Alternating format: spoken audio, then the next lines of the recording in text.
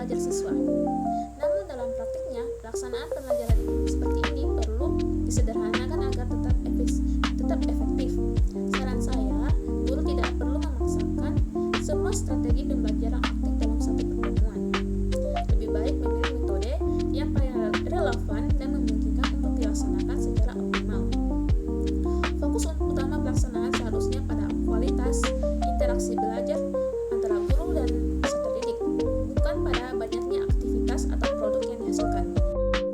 Dengan demikian, peserta didik dapat memahami konsep, bukan sekedar menyelesaikan tugas.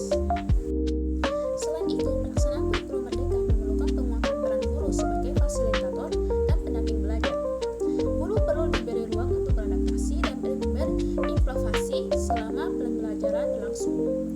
Jika terdapat aktivitas dalam modul ajar yang kurang sesuai dengan kondisi kelas, guru seharusnya merasa sah untuk melaksanakan penyesuaian tanpa merasa keluar dari jalur kurikulum.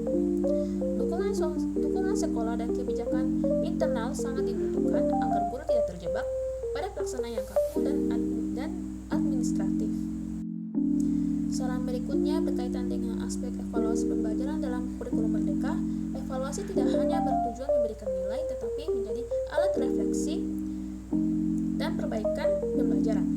Modul ajar biologi fase F sudah memuat berbagai bentuk evaluasi, seperti asesmen formatif, sumatif,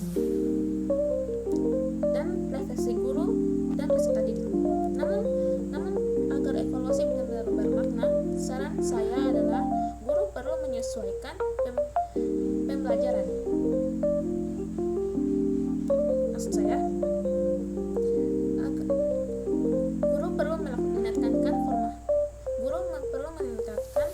asesmen formatif yang digunakan secara langsung untuk menyesuaikan pembelajaran.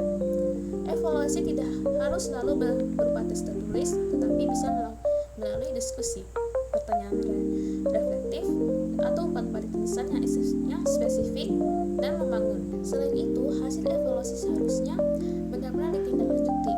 Program remedial dan pengayaan perlu dirancang berbeda secara substansi, bukan sekedar